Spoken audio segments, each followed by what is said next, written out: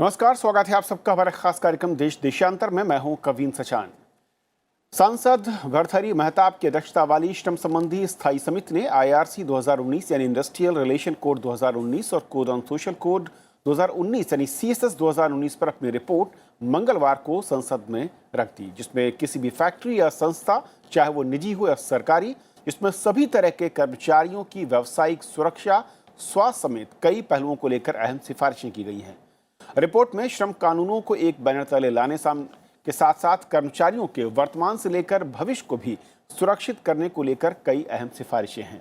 समिति ने सुझाव दिया है कि सभी तरह के ठेके पर श्रमिकों को श्रम कानूनों का लाभ मिलना चाहिए और दायरे में सभी क्षेत्रों के श्रमिक आने चाहिए। इनमें केंद्र और राज्य सरकारों के प्रतिष्ठानों के कामगार भी शामिल हैं। रिपोर्ट के मुताबिक चाहे वो ठेका श्रमिक भारत सरकार या राज्य सरकारों के द्वारा सीधे भर्ती से लिए गए हों या फिर ठेकेदारों के जरिए, इनको भी कानून में मिलने वाले लाभ के दायरे में लाने की जरूरत है। हमारे साथ तीन खास मेहमान हैं, समझेंगे इन सिफारिशों को, इसके मायने क्या हैं और जमीन पर क्या मौजूदा हालात, इन सिफारिशों के बाद क्या तस्वीर बदल सकती है। एक भट्टाचार्य से हमारे साथ हैं, संपादकीय निदेशक बिजनेस स्टैंडर्ड से, स्वागत सर आपका। रोशनी सिन्हा हमारे साथ हैं, विश्लेषक पीआरएस से हैं, आपका स्वागत है रोशनी। और पवन कुमार हैं, जोनल सचिव भारतीय मजदूर संघ से। पवन जी, बहुत बहुत स्वागत आपका भी। शुरुआत में रोशनी आपसे करना चाहूँगा, क्योंकि जो ये दोनों कोड लाए गए थे उसमें क्या ऐसे प्रावधान थे जिनको बदलने या जिनको ज़्यादा व्यापक करने की सिफारिशें इस कमेटी ने दी हैं?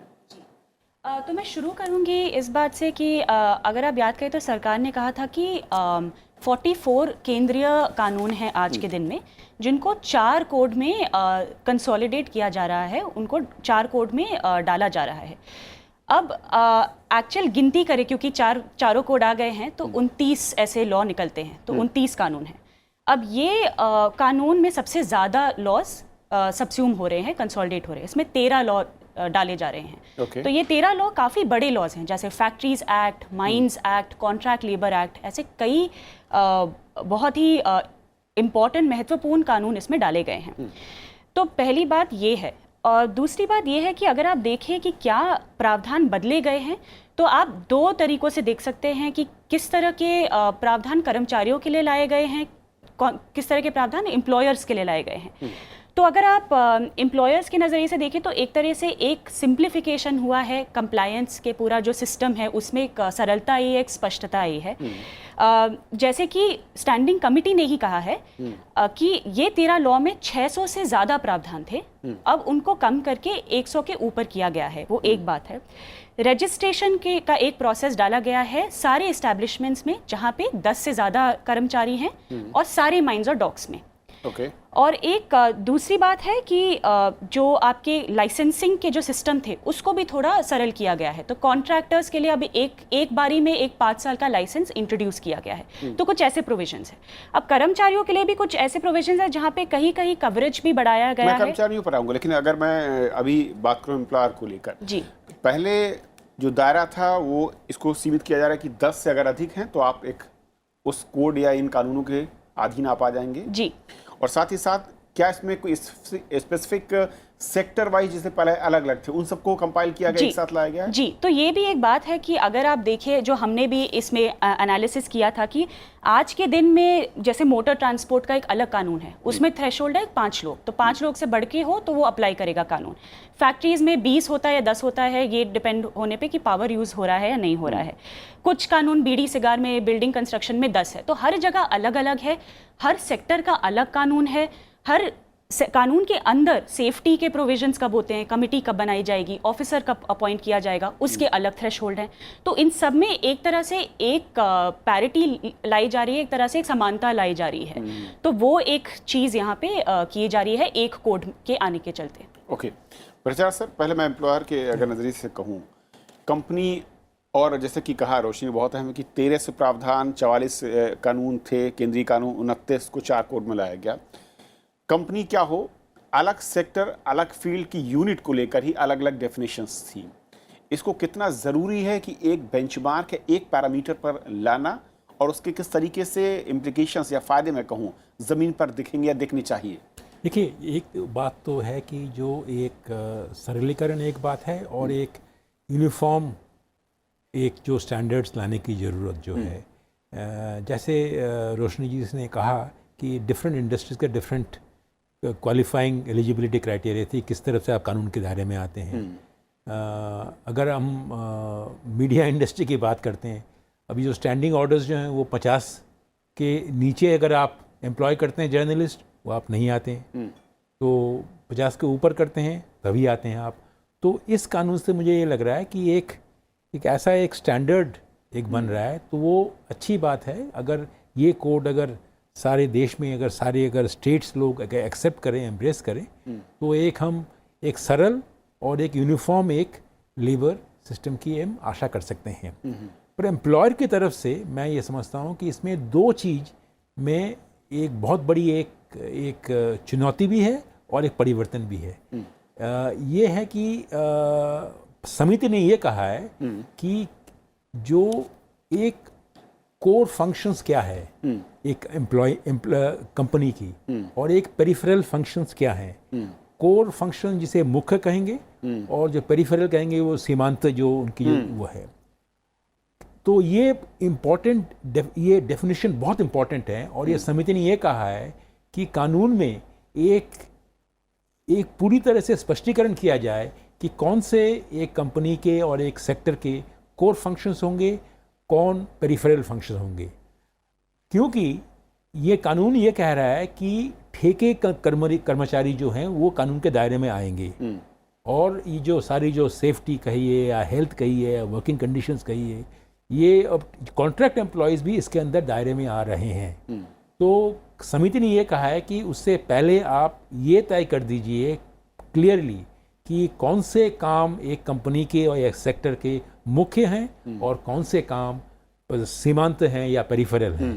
क्योंकि कॉन्ट्रैक्ट लॉज में अभी तक का जो लॉ आया है गया कि आप कॉन्ट्रैक्ट पेरिफेरल काम में ला सकते हैं पर कोर में नहीं ला सकते। इसके ऊपर काफ़ी विवाद भी है, पर इस विवाद के लिए भी मैं मानता हूं कि समिति की ये जो निर्देश है या रिकमेंडेशन है, ये बहुत बड़ी अहमियत रखता है।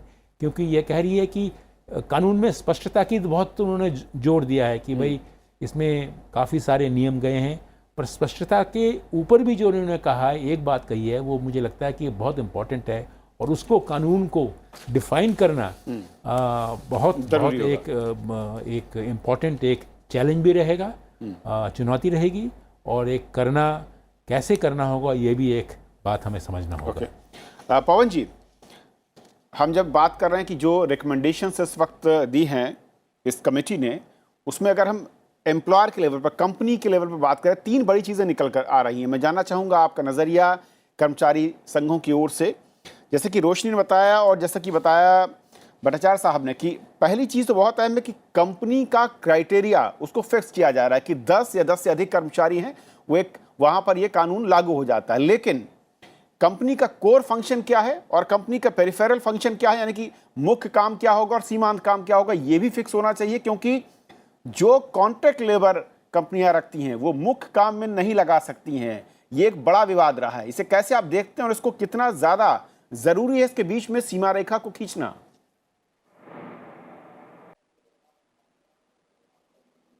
मैं 2 बातें इस संबंध में आपको कहना चाहता हूँ। जहाँ तक कोडिफिकेशन का संबंध है, इसका तो भारतीय मजदूर संघ स्वागत करता है, किंतु ये जो 10 से अधिक के कर्मचारियों पर ऑक्यूपेशनल सेफ्टी लागू होगा, ये थोड़ा विचारणीय विषय है। क्योंकि बहुत सारे स्थानों पर 10 से कम कर्मचारी काम करते हैं, उनका क्या होगा।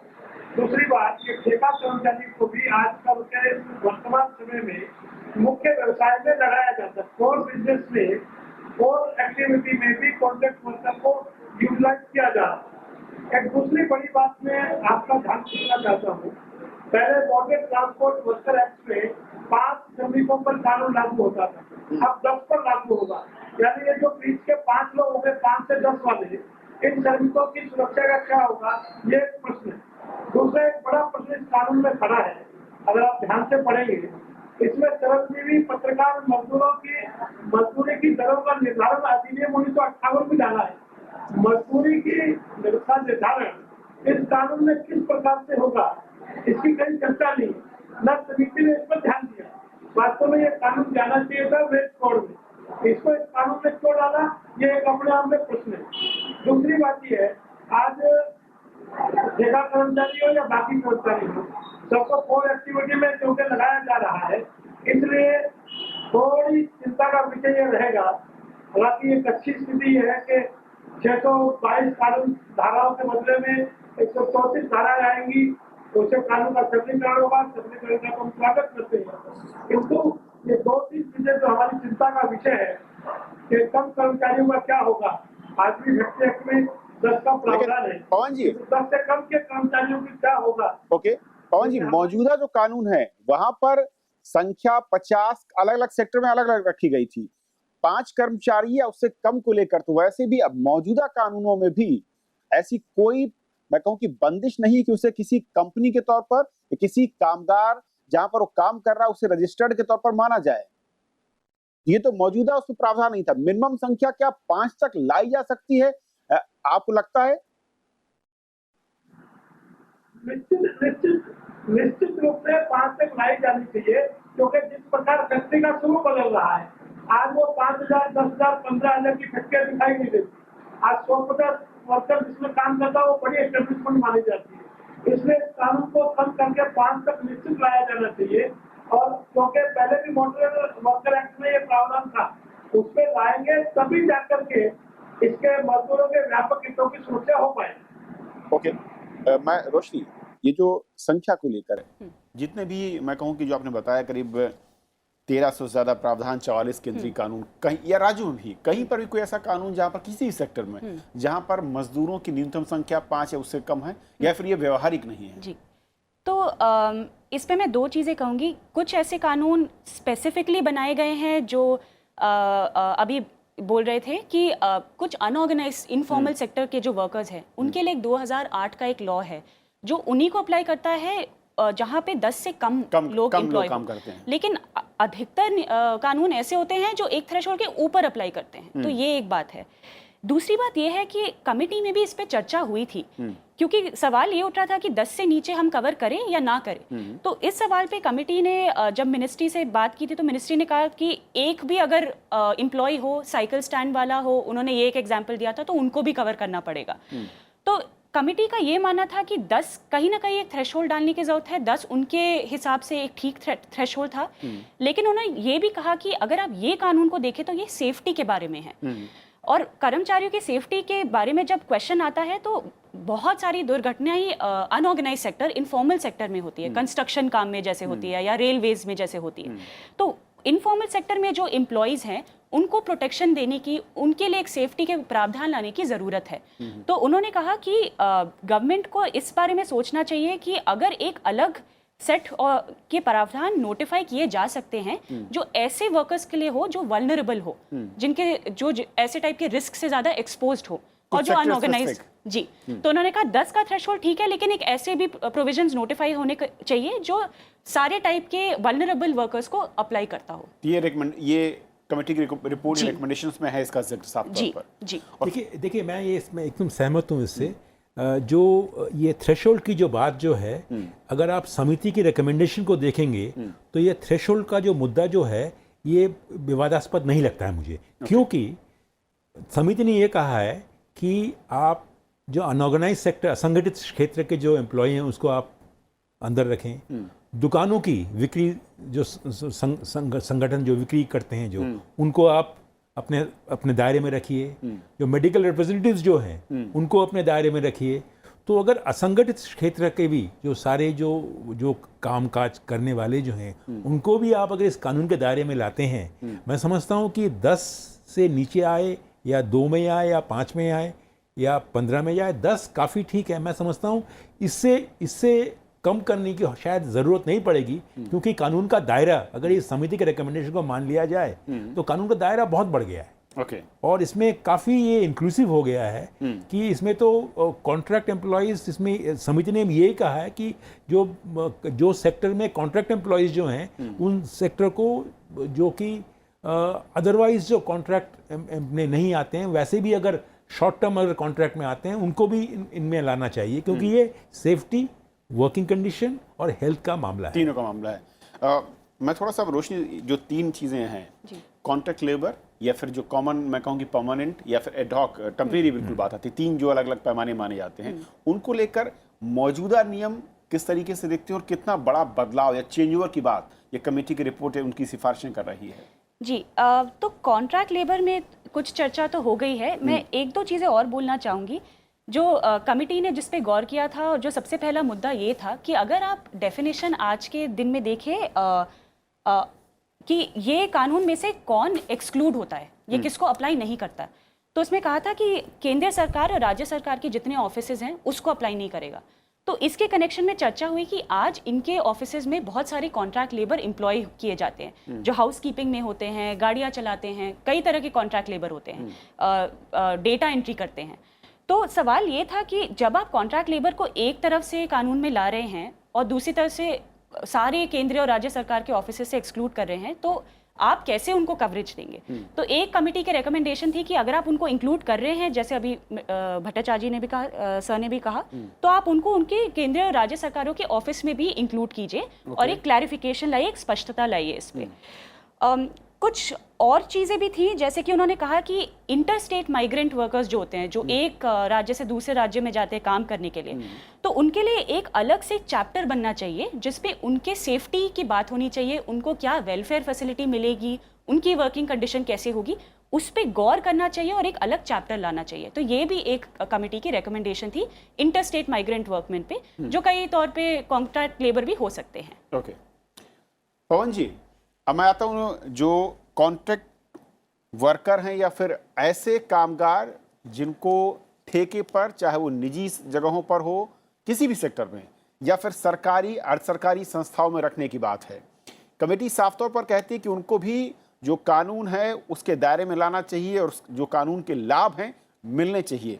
कितना बड़ा ये कदम हो सकता है अगर इन सिफारिशों को सरकारें मानती हैं, इस कानून के जरिए इसे इम्प्लीमेंट करने की कोशिश करती हैं?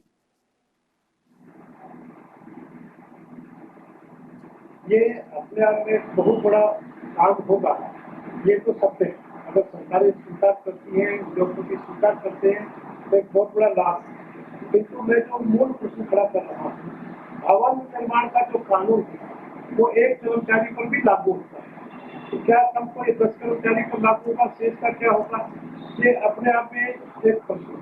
दूसरा, जो छोटे संस्थान है जिसमें 2-5 कर्मचारी करते हैं, क्या उनके स्वास्थ्य की चिंता होगी कि नहीं होगी? तो एक तीसरी बड़ी बात आपके ध्यान में रखा, 46वीं जो भारतीय श्रम सम्मेलन हुआ, इंडियन लेबर कॉन्फ्रेंस, उसने सिफारिश की थी कि एक कर्मचारी को भी ESIC के दायरे में लाना चाहिए, सरकार उसके भी स्वास्थ्य की चिंता करे।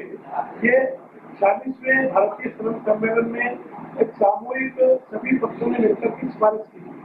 इसमें ऐसा लगता है कि उस सिफारिश को भी दरकिनार करके इस संख्या को 10 तक बढ़ाया जा रहा है और 10 से कम कर्मचारियों को भी क्या सुरक्षा, क्या स्वास्थ्य, क्या उनकी वर्किंग कंडीशन, इसकी चिंता नहीं की जानी चाहिए। इसलिए हमारा मानना ये है कि इसकी संख्या को 5 तक सीमित करेंगे। नहीं, ये पॉइंट आपने जो कहा मैंने उसको देखा, हमने सुना उस पॉइंट को, उस पर ये भी जैसे कि रोशनी ने साफ किया कि उस चर्चा में जो पॉइंट आए हैं, जो सिफारिशें, उसमें इसका जिक्र भी है कि 10 से अगर कम भी हैं कर्मचारी, उनको भी इस तरह के कानूनों का लाभ मिलना चाहिए। संख्या उसमें नहीं दी गई कि 10 के नीचे कितने तक में है, वो एक पॉइंट आपका है। मेरा सवाल दूसरा है कि जो कर्मचारी रखे जा रहे हैं, चाहे वो पूर्णकालिक हों, अंशकालिक हों या फिर ठेके पर हों, अब उन सभी कर्मचारियों को जो कि ठेके पर हों या प्रतिदिन के उस पर काम कर रहे हैं, एडॉक बेस पर काम कर रहे हैं, उनको जो कि पूर्णकालिक कर्मचारी हैं उसकी तरह भी उस कानून के लाभ के दायरे में लाया जाए, ये सिफारिश है। इससे कितना बड़ा फर्क आपको लगता है कि कामगार और उनके परिवारों के लिए? भारतीय मजदूर संघ इस सिफारिश का स्वागत करते हुए, अगर ये वास्तव में लागू होगा तो इसका आम कर्मचारी को, छोटे कर्मचारी को बड़े पैमाने पर इसका लाभ मिल सकता है। अगर इसको सरकारों ने ईमानदारी से लागू किया तो इसका लाभ बड़े पैमाने पर सबको मिलेगा। क्या जो टेम्परेरी या कर्मचारी हैं उनको लेकर कोई और ऐसी चीज जो आपको लगता है कि इन सिफारिशों से छूटी है, जिसमें जरूरत थी ध्यान देने की? इसमें एक बड़ा जो मुद्दा छूट गया है वो है कंट्रोल इंडस्ट्री। आज हमारा ऑयल सेक्टर है, हमारा सीमेंट सेक्टर है, हमारे केमिकल के सेक्टर है, ये कंट्रोल इंडस्ट्री में कवर होते हैं। इसमें से कंट्रोल इंडस्ट्री को पूरी तरह से इग्नोर किया गया। कल को एक अलग प्रकार का विवाद देश में खड़े हो सकते हैं, क्योंकि ऑयल सेक्टर देश के भिन्न प्रांतों में है, सीमेंट इंडस्ट्री देश के भिन्न प्रांतों में है, केमिकल उद्योग देश के भिन्न प्रांतों में है। उन सब के लिए एक पहले से जो कंट्रोल इंडस्ट्री का एक कानून है, नियम है, उसको इसमें डाला जाना चाहिए। वो डाला जाना ये अति आवश्यक है, नहीं तो एक देश में अलग प्रकार के विवाद का संकट और देश में खड़ा हो। ओके, इसलिए कंट्रोल इंडस्ट्री का मामला भी इसमें डाला जाना चाहिए। जो पहले से प्रत्यक्ष में प्रावधान था, उसको इस कानून में इग्नोर किया गया है, उसको जोड़ा जाना चाहिए। थोड़ा सा और क्लैरिफिकेशन चाहूंगा रोशनी, जो कह रहे हैं कंट्रोल इंडस्ट्री, इसको लेकर जो रूल्स, क्या उसको अभी भी वो इस परिधि, इस अम्ब्रेला जो कोड आ रहे हैं 4 इनसे बाहर है, या उसमें कहीं न कहीं से समाहित किया गया, जोड़ा गया है? जी, कंट्रोल इंडस्ट्री पे मैं अभी बोल नहीं सकती क्योंकि मैंने ये देखा नहीं है डिटेल में। लेकिन मैं 2 अलग चीज़ें अगर मैं जल्दी से बोल सकती हूँ, वो 2 चीज़ें मैं एक बोलना चाहती हूँ कि एक इम्पॉर्टेंट चीज़ जो कमिटी ने बोला, जिस पे चर्चा अगर हो सकती है तो होनी चाहिए कि एम्प्लॉयर, क्योंकि आज जो जितने कानून है, 13 कानून, उसमें एम्प्लॉयर, वर्कमैन, वर्कर, ऐसे बहुत सारे डेफिनेशंस हैं जिनमें समानता नहीं है। इंडस्ट्री, इस्टेब्लिशमेंट, ट्रेड, क्या क्या है, इसमें समानता नहीं है। तो एक चीज़ जो कमिटी ने कहा था वो ये था कि वर्कर और एम्प्लॉय जैसे आप इस्तेमाल कर रहे हैं, उसमें एक समानता होनी चाहिए। क्योंकि उन्होंने कहा अगर आप ये कानून देखें तो उसमें वर्किंग कंडीशंस का चैप्टर एम्प्लॉय को अप्लाई करता है, लेकिन दूसरा जो वेलफेयर फैसिलिटी का चैप्टर है वो हर वर्कर को अप्लाई करता है। तो आप ऐसा क्यों अलग तरह से उनको ट्रीट कर रहे हैं? तो एक सवाल ये भी था कि अगर हम ये एक्सरसाइज कर रहे हैं कि इन श्रम कानूनों को थोड़ा सिंप्लीफाई करने का, सरल बनाने का, तो ये भी देखने की ज़रूरत है कि आप किस एक्सटेंट तक डेफिनेशंस को सिंप्लीफाई कर रहे हैं। ओके, प्रचार सर। देखिए, मैं आपके सवाल करने के पहले मैं एक चीज़ ऐड करूँगा। बिल्कुल। जो पवन जी ने जो एक चीज़ मेरे ख्याल से ध्यान में नहीं लाए हो, कि ये जो परिवर्तन जो आएगा कानून के बाद, ये सबसे बड़ा जो इसका एक प्रभाव होगा या इम्पैक्ट होगा, वो लेबर यूनियन मूवमेंट के ऊपर होगा। मैं समझता हूँ कि जो इस वक्त हमारी जो लेबर यूनियन मूवमेंट जो है, वो ऑर्गेनाइज सेक्टर से ही काफ़ी जुड़ी हुई है। अनऑर्गेनाइज सेक्टर या कॉन्ट्रैक्ट वर्कर्स में ज़्यादा मतलब वो दखल नहीं है।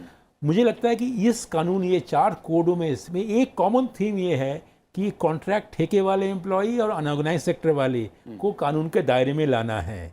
मैं ये समझता हूँ कि ये इस आने के बाद एक बहुत बड़ी चुनौती हमारी जो लेबर यूनियन मूवमेंट की होगी, कि किस तरह से वो अपनी जो दृष्टिभंगी जो है और दृष्टिकोण भी जो है, वो उसको जरा उसका भी दायरा बढ़ा दे, और कॉन्ट्रैक्ट वर्कर्स की क्या भलाई है, क्या प्रॉब्लम्स हैं, समस्याएं हैं, उसको किस तरह से उसका सराहा किया जाए, इसके बारे में। तो इसके लिए मैं समझता हूँ कि ये एक बहुत ही एक एनलाइटेंड एक ट्रेड यूनियन मूवमेंट की ज़रूरत होगी, और इसकी रिस्पॉन्सिबिलिटी पवन कुमार जैसे लीडरशिप के ऊपर आएगी। और ये एक बहुत बड़ा चीज़ होगा कि किस तरह से नए कानूनों का प्रवर्तन और इम्प्लीमेंटेशन किस तरह से ठीक से स्वरूप से हो।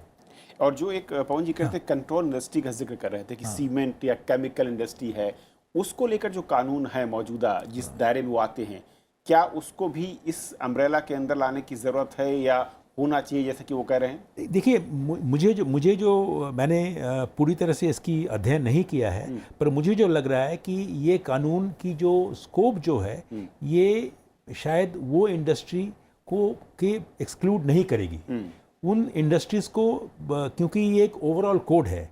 अब ये देखना पड़ेगा कि डिफरेंट स्टेट्स में किस तरह से प्रदेश सरकार किस तरह से इस कोड को वो अपनाते हैं।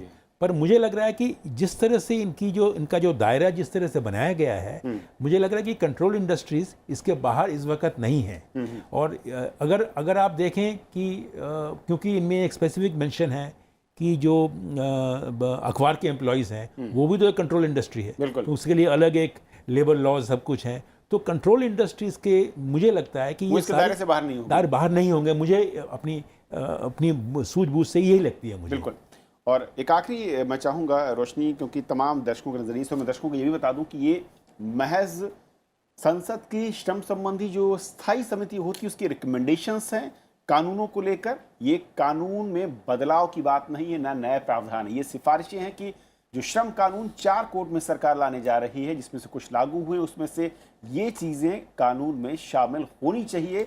इन सिफारिशों पर सरकार विचार कर सकती है, उनको एक्सेप्ट कर सकती है, उनमें से कुछ को रिजेक्ट भी कर सकती है। इसलिए हमें अगले सत्र या कुछ सत्रों का संसद का इंतजार करना होगा। आखिर में रोशनी, ये सब कुछ हम बात कर रहे हैं, तो जो 3 बड़ी चीजें हैं जो बेनिफिशियरी मैं कहूं कि कामगारों के लिहाज से हैं, क्या क्या उन्हें फर्क पड़ेगा अगर उनकी हेल्थ को देखें, पेंशन को देखें, ग्रेच्युटी के देखें, या इस तरह के जो बेनिफिट हैं वो क्या कुछ होंगे अगर इसे सरकार मान लेती है और लागू करती है? जी, तो जैसे कि मैं कह रही थी पहले कि कुछ चीज़ें बढ़ाई गई है, जैसे उनका कवरेज बढ़ाया गया है, ऑडियो विजुअल वर्कर्स को इंक्लूड किया गया है। कमिटी ने कहा कि फीचर फिल्म में जो काम करते हैं, कोई स्टंट डबल काम करते हैं, डबिंग आर्टिस्ट काम करते हैं, उन सबको भी इंक्लूड करना चाहिए। तो एक कवरेज बढ़ाने की बात है ताकि उनके भी हेल्थ एंड सेफ्टी के रिक्वायरमेंट्स को देखा जाए।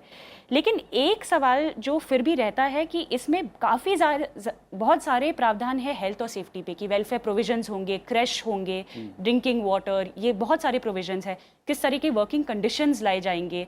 लेकिन एक सवाल फिर भी ओपन रहता है, वो ये है कि ये किसके लिए लागू होंगे, क्योंकि आज कानून में ये सब नियम के लिए छोड़े गए हैं। तो एक सवाल जो इम्प्लीमेंटेशन का है वो ये है कि हमने ये तो कहा है कानून में कि ये सब होना चाहिए, पर ये किसको लागू होगा और कब लागू होगा, वो एक सवाल रहेगा। पर ये इस सवाल का बहुत इंपॉर्टेंट सवाल है। ये इस कानून में इनकी समिति के रिकमेंडेशन में ये है कि जो जिस तरह से आप कानून नियम बनाएंगे, नियम बनाने में काफ़ी स्पष्टता की ज़रूरत है। तो इसका एक ओवरऑल रिकमेंडेशन इस समिति में दिया है कि नियमों में कोई ऐसा पैतरा ना हो, कोई जो है, इसीलिए उन्होंने कामगार का अहित जो कानून कहना चाहता है, जो मकसद है, वो लक्ष्य हासिल हो, कहीं उससे रास्ता भटके ना। बहुत शुक्रिया आप तीनों मेहमानों का हमारे साथ इस अहम चर्चा में शामिल होने के लिए। तो फिलहाल इतना ही, नमस्कार।